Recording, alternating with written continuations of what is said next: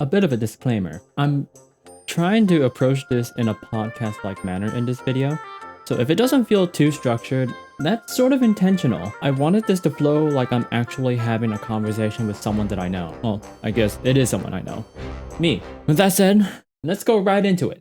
Nomads. A member of people having no permanent homes and travel from place to place to find fresh pasture for their lifestyle. Why am I talking about nomads? Well, I wanted to talk about how I've interacted with the people that I know on the internet and how it can often be likened to that of a nomad. I wanted to use the term digital nomad, however, that has taken a whole different meaning altogether, so I went with something different. Instead, I will be calling myself an internet wanderer, a person who travels aimlessly. So today, I wanted to discuss the topic of wandering with someone you guys might actually be familiar with. Refrain! Hey, it's me that's actually you. Yes, it's quite a pleasure to have you here in the channel. Thank you. I'm quite honored to be here. So, what got you to wanting to talk about this wandering thing? Just jumping right into it, huh? Well, how am I going to contribute to this? I was only born last year. Plus, you never really interacted with others as me. I guess that's true. So I ask again. What got you to wanting to talk about being an internet wanderer? Well, I was thinking about how I recently started a group of voice actors called BASE, which stands for a Balancing Act Studio Entertainment. So full of yourself, aren't you? I'm not the one who made the name or decided on it. Everyone else did. Uh-huh. Okay. Anyway. So, I was thinking about the community of voice actors I had created called BASE. We had just recently finished recording, and I was reflecting on how I managed to create a decent Discord server of like-minded people. Despite how I felt about it though, I didn't really feel as involved in it like I would in a normal community. What do you mean by that? Well, I sort of approached the server as more of an operator, someone who maintains and runs it, so to say. It almost sounds like you're making it out to be a business or something. Yeah, you could say that. I don't think that's too far off the mark. Why do you feel that way? I think that's just how I've handled working on projects. I'll compartmentalize certain things, and that's just how I felt with BASE. Well, why did you make it a community server after you finished a Valhalla voiceover project? I wasn't really intending on making it a community, really. I just wanted to give the production a name so people would know who worked on the voiceover. After all, it wasn't just me who gave life to the project. The voice actors, the video editors, and of course, Kolzan. Thank you so much again, Kolzan. Always appreciate you. They all contributed to the project. I don't really think I'm following what you're trying to say. Yeah, I'm honestly not too sure myself. I just thought it'd be nice to give the voice actors a place to call home, I guess. So why not extend that to yourself? I don't know, honestly. Never really thought too much about it until recently. It's half the reason why I wanted to make this video. Well, let's look back in your youth then. You've certainly been active in certain communities before. Yeah, I can think of a few. What's the earliest you can think of? I don't think I was really part of any community. Back when I was in middle school at the very least, I just mostly hung out with friends. But when I got to high school in Japanese class, I was told about this one forum. I can't remember its name. It was Kyoto something. Of course you'd be interested in something weeb. Shut the hell up. Anyway, continue. Well, I ended up moving from there to another website called Anime Forum. I actually managed to make a lot of good friends there. I met a couple of my longtime local friends there, actually. Lazy and Carmina. I'll see if I can put them right here. Oh, right, those two. Yeah, they're honestly nice people. So was Anime Forum the only one? No, I think the one community that I really rooted myself deepest in was the Onigiri Guild from Mabinogi. I have a lot of friends from there that I still consider friends to this day. A couple of them would be Luke and Nightmare, right? That's right. You actually met them already. You were part of the stream where we played Sonic Roll. Oh, so I am muted. Okay, so...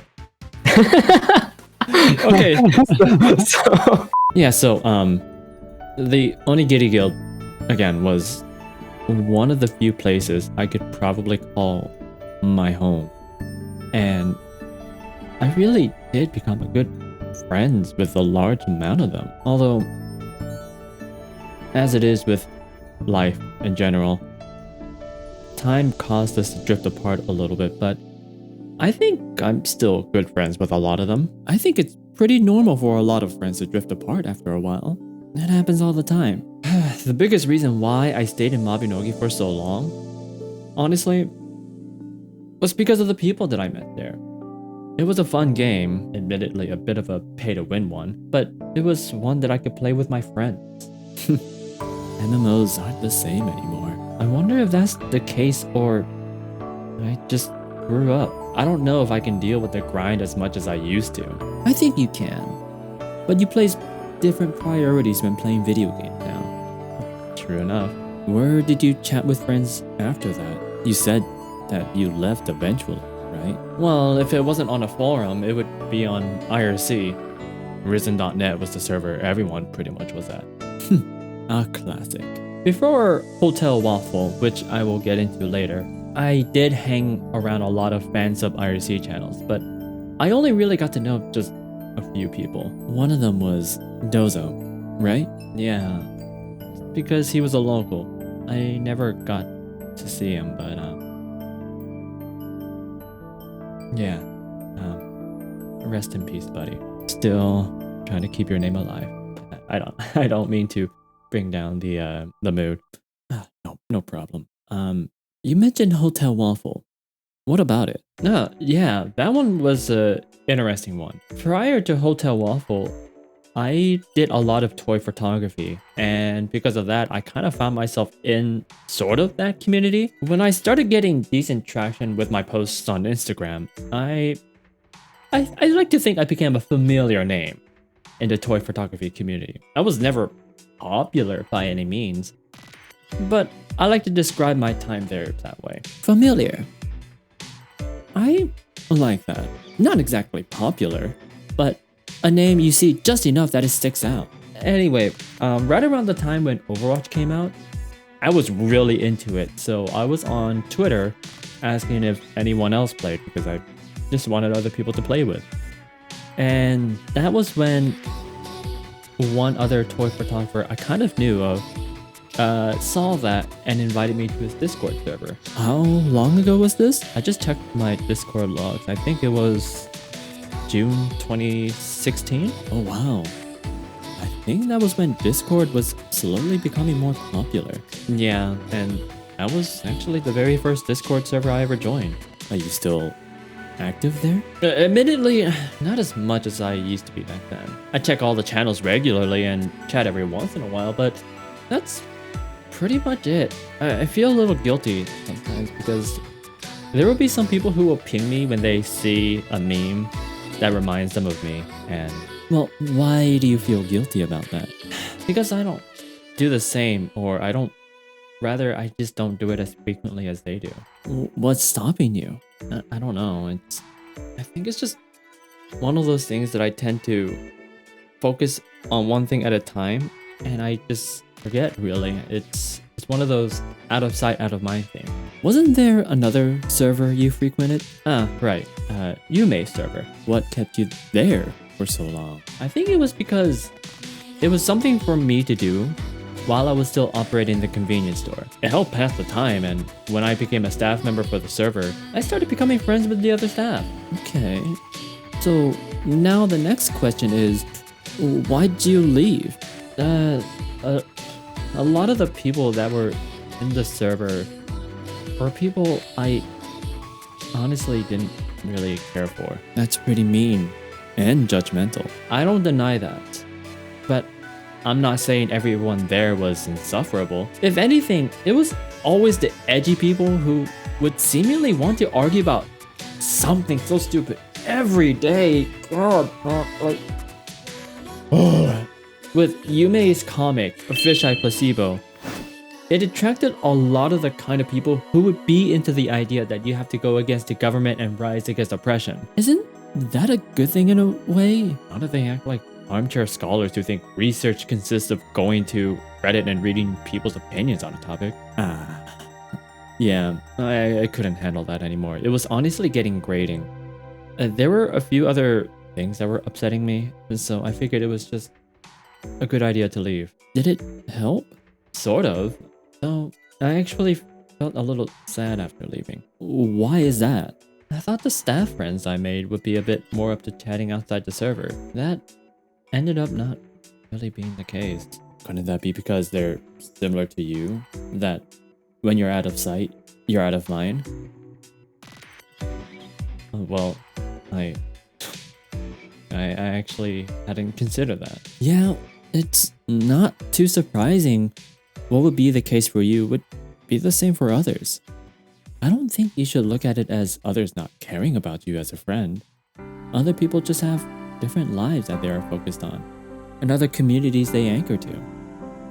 That's a good point. Well, where have you been anchored to lately then? One of them is a server I mentioned before, Base. The other is the group of friends I've made with Rin Taicho. Ah, I see. Do you enjoy hanging out with the people you've become friends with there? Yeah, I do. Although, some people have come and gone. But I'm still comfortable with the people that have remained. Though, at a certain point, I had a bit of moment of clarity. There are several other little communities that I've been a part of I had mentioned, where I also drifted away from. Much like the friends that drifted away from Rin's servers. I realized I wasn't too different from them. What made you drift from those places? I think in some instances I grew up. In others I lost interest. Could you clarify? Well, let's go back to the fan sub channels from IRC. While some of the people there were fun and a little interesting, mostly the fan subbers themselves, I found most of the people in those channels to be frankly a little boring. They'd only talk about the anime they recently watched, and some of the shows they'd watched didn't really have much substance to them. In essence, a lot of the people felt a little shallow with nothing really interesting to talk about. Because they didn't really have much to talk about, nor did they even have any interesting perspectives to share with the shows they were even watching, I just stopped caring about whatever it was they were talking about. You could even say I did the same thing in Yume's server. Okay, well, we've been talking for a really long time, and I feel like we've been going nowhere. I don't know what it is you're trying to talk about, but you're going to need to start getting to the point. Alright, there. Essentially, I think I just have a tendency to wander around communities. So why does that bother you? Well, it bothers me because it makes me wonder if I really have the capacity to make lasting friendships with people. That doesn't make sense. You made friends with Nightmare and Luke, Grin, Kingyo, and a whole bunch of other people that I could go on. I'm literally you. So I know the people you chat with in your Discord DM. Yeah, but they're people I was introduced to by others, especially more recently. Does that matter? A little bit. I come to the conclusion that I think I'm just scared to reach out to others and make new connections. Okay. I think that's normal. And I think that's the problem. We think it's normal. Sure, at a certain age, we have a core group of people that we're comfortable chatting with every day. But aside from that, some people usually just stay in that circle. Alright. We've identified your self-diagnosed problem. You don't like reaching out to people. So what? Well, I just feel a little upset about it. I'm always wandering about in these communities, keeping people in arm's reach, but never going out of my way to let them be closer. I think I was a bit more acutely aware of this when my younger sister started becoming friends with a lot of the people from the Yume server. Are you freaking jealous of your little sister? No, not really. But it was an observation I thought was interesting. She just has a natural pull with people. But I know it's because she goes out of her way to make friends with these people. I knew a lot of the same people she became friends with, but I deliberately just kept at a distance. I think it might be because I felt our interests just didn't align properly. That's not entirely true, is it? Remember, I'm you. So I know how you really feel. You think you're too boring. You've reflected on how your conversations usually go and think you barely contribute much to them. You think you yourself are not worth people's time. So it's easier for you to just wander to the next community. When you're in a new place, it's easy to get to know people and be the little goof that you are. However, once you get past that initial phase, you lose substance and grow distant with those people. Am I wrong? No, you're not wrong. Of course I'm not. What's worse is that you know this, but you often try to pretend that's not the case. Your low self-esteem is really bringing you down. I know that. I just don't know how to get rid of this feeling of low self-worth. I think you do, but it's just hard. You get hurt with even the slightest of rejection. It's probably why the dates you've been on recently have weighed more heavily on you. You know what it was like to have someone really care for you in a way you've never felt before. Now that you're not in a relationship, things look different. Even amongst friends, you feel like you're someone who's undesirable. Yeah, but you've been doing this even before you got into a relationship. Why do you think it's something worth exploring now? I think it's because I know I need to change that. I can't always rely on someone else to make me feel wanted. I don't think you should even worry about that. I think you should be in a place where you feel content with yourself. That way, when you have friends, make new friends, and enter new romantic relationships, they add to your life, not fix a problem. Yeah, you're right. I don't know if you'll actually want to put this in a video, but if you do, get ready to have people wanting to comment about it. Friends telling you how to fix the problem. Yeah. Always hated it. It's because when someone else tries to help you, you feel dumb, inferior, and obligated to repay them somehow, right? Pretty much. So why is it okay for you to reach out to others and help them, but not the other way around? Do you think you're better if you do that? Maybe? Good lord, you're insufferable. No wonder some of your friends have a hard time talking to you. Who freaking cares about that? Work on yourself. Go back to that therapist you were seeing earlier. Okay. Also, don't forget to cherish the friends that you have. Not by saying gushy things here and there. That's some stupid anime weeb shit you see all the time and imitate. Just keep them in mind. And keep them in your life. Talk to them. But for real, don't be surface level 100% of the time like you have been for the past several months. Hell, even several years. You're right. I'll do my best. Good. Now end the video before I intentionally crash this computer. Alright, well, thanks, Refrain, for coming by and chatting with me. You know I don't really have a choice. You're making me do this. Thank you nevertheless. No problem.